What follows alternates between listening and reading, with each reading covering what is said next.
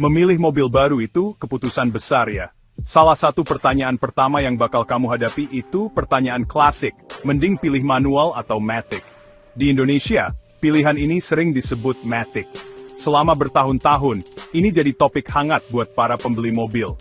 Orang-orang sering bingung mana yang lebih baik buat mereka. Mereka dengar cerita dari teman dan keluarga. Ada yang bilang mobil manual itu buat pengemudi sejati. Ada juga yang bilang mobil matic itu masa depan berkendara.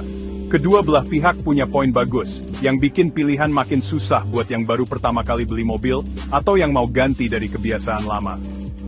Mobil manual, dengan 3 pedal dan tuas persnelingnya, nawarin hubungan yang sangat langsung antara pengemudi dan mesin. Kamu pegang kendali penuh atas gigi.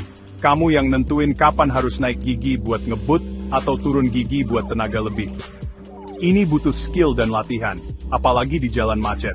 Nah, di sisi lain, mobil otomatis atau matic itu nyederhanain pengalaman nyetir. Cuma ada 2 pedal, gas sama rem.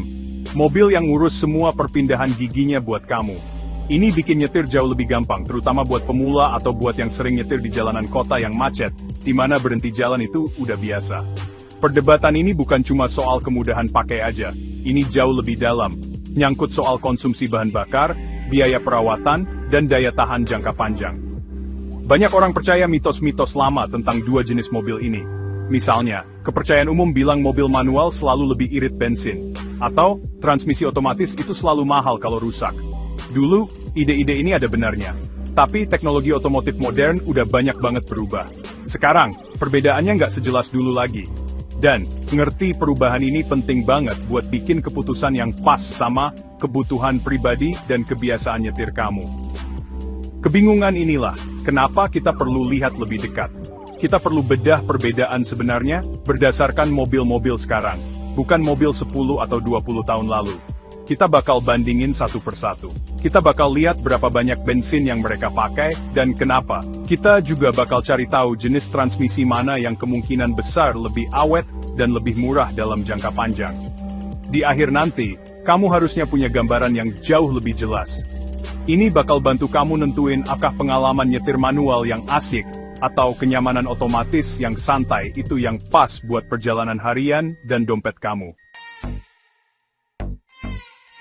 Kalau kita ngomongin hemat duit buat mobil, irit bensin itu selalu jadi perhatian utama. Dulu banget, jagoannya irit bensin itu transmisi manual. Alasannya gampang, pengemudi yang jago bisa pindah gigi di momen yang pas, jaga putaran mesin tetap di rentang paling efisien. Mereka bisa nebak jalan di depan, pindah ke gigi yang lebih tinggi buat meluncur, atau turun gigi di waktu yang tepat. Kontrol langsung ini berarti lebih sedikit bensin yang kebuang, dibanding transmisi otomatis yang lebih tua, yang seringnya kurang efisien dan giginya lebih sedikit, bikin mesin kerja lebih keras dari seharusnya. Tapi, dunia transmisi otomatis udah ngalamin kemajuan luar biasa. Pabrikan mobil udah banyak banget ngeluarin duit buat bikin sistem matic yang lebih pinter dan efisien.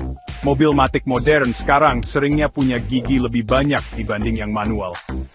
Kamu bisa nemu matic dengan 6, 8, atau bahkan 10 percepatan. Gigi yang lebih banyak berarti komputer mobil bisa selalu milih gigi yang paling pas buat situasi apapun.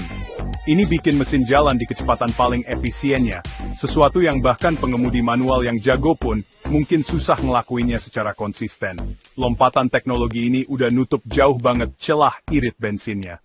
Inovasi lain yang ngubah permainan adalah transmisi variabel kontinu, atau CVT. Ini jenis transmisi otomatis yang nggak punya gigi tetap sama sekali. Gantinya, dia pakai sistem sabuk dan puli, buat ngasih rentang rasio gigi yang berkelanjutan. Anggap aja kayak punya gigi yang jumlahnya tak terbatas. CVT bisa terus-menerus menyesuaikan diri buat menjaga mesin di titik paling efisiennya. Mau kamu lagi akselerasi pelan-pelan, atau lagi jalan santai di jalan tol. Karena ini, banyak mobil modern yang pakai CVT sekarang bahkan lebih irit bensin dibanding model yang sama, tapi pakai transmisi manual. Jadi, mana yang lebih irit sekarang? Jawabannya udah nggak gampang lagi. Meskipun manual tradisional masih bisa sangat irit di tangan pengemudi ahli, banyak transmisi otomatis dan CVT modern sekarang bisa nyaingin atau bahkan ngalahin mereka. Kalau kamu bandingin mobil baru, kamu mungkin nemu kalau versi Matic punya rating irit bensin resmi yang lebih baik. Aturan lama yang bilang manual selalu lebih irit, itu udah nggak jadi jaminan lagi. Kamu harus lihat model spesifiknya dan jenis teknologi otomatis apa yang dia pakai buat tahu pasti. Daya tahan itu faktor besar lain waktu milih antara mobil manual dan otomatis. Kamu pasti mau mobil yang bisa diandalkan dan nggak bikin pusing gara-gara biaya mahal di kemudian hari. Dulu, transmisi manual itu dianggap lebih tahan lama dan kuat. Desain mekanisnya lebih sederhana dengan bagian yang lebih sedikit dibanding otomatis. Komponen utamanya cuma gigi dan kopling. Selama pengemudi tahu cara pakai kopling dengan benar dan ganti oli transmisi sesuai jadwal, gearbox manual bisa tahan ratusan ribu kilometer dengan sedikit masalah. Hal yang paling sering dirawat di mobil manual itu koplingnya. Kopling itu bagian yang aus, mirip kayak kampas rem atau ban. Dia dirancang buat diganti setelah periode tertentu, yang sangat tergantung sama gaya nyetir kamu. Kalau kamu nyetirnya agresif atau sering ngegantung kopling di kemacetan, dia bakal lebih cepat aus. Tapi, ganti kopling itu perbaikan yang relatif standar dan terjangkau buat kebanyakan montir. Selain itu, gearboxnya sendiri itu kuat banget. Kerusakan internal yang parah itu jarang terjadi kalau mobil dirawat dengan benar, bikin dia jadi pilihan yang sangat bisa diandalkan buat jangka panjang. Nah, transmisi otomatis, di sisi lain, punya reputasi lebih kompleks dan berpotensi lebih mahal buat diperbaiki. Gearbox otomatis tradisional itu keajaiban teknik, pakai sistem gigi planet, kopling, dan hidrolik yang rumit yang dikendalikan oleh komputer. Kerumitan ini berarti ada lebih banyak hal yang bisa salah. Dulu, kerusakan transmisi otomatis sering berarti penggantian atau perbaikan yang sangat mahal. Sejarah ini bikin banyak pembeli hati-hati, takut tagihan perbaikan besar kalau transmisinya rusak setelah masa garansi habis. Tapi, sama kayak soal irit bensin, keandalan transmisi otomatis modern udah meningkat drastis. Pabrikan udah ngembangin bahan yang lebih kuat dan kontrol elektronik yang lebih canggih. Perawatan rutin itu penting banget buat otomatis. Kamu harus ikutin jadwal pabrikan buat ganti oli transmisi pakai jenis oli yang benar. Kalau kamu rawat baik-baik, transmisi otomatis modern bisa sama awet dan tahan lama, kayak manual. Kuncinya adalah perawatan pencegahan. Nggak merawat otomatis bisa bikin masalah, tapi dengan perawatan yang benar, dia bisa ngasih bertahun-tahun layanan tanpa masalah. Sekarang kita udah lihat soal irit bensin dan daya tahan. Yuk kita rangkum semuanya, buat bantu kamu milih. Mobil terbaik buat kamu itu benar-benar tergantung sama kehidupan sehari-hari kamu dan apa yang paling kamu hargai dalam pengalaman nyetir. Kalau kamu orang yang suka ngerasain nyambung sama mobil dan nikmatin seni nyetir, transmisi manual itu pilihan yang bagus banget. Dia nawarin pengalaman yang lebih asyik dan memuaskan.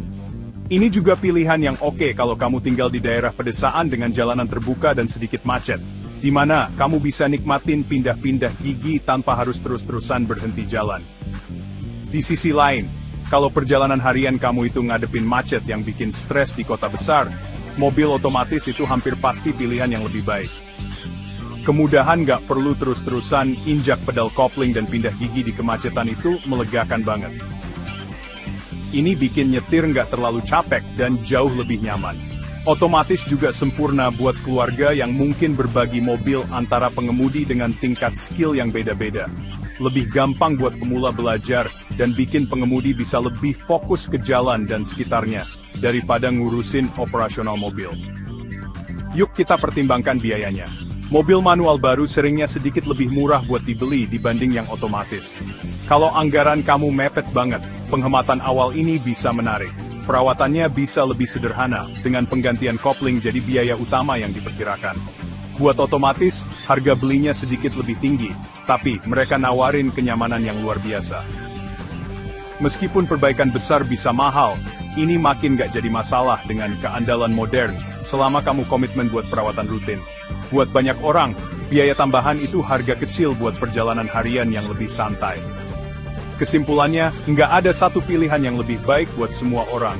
Perdebatan antara manual dan matic itu masalah pribadi. Kamu harus lihat kebutuhan kamu dengan jujur.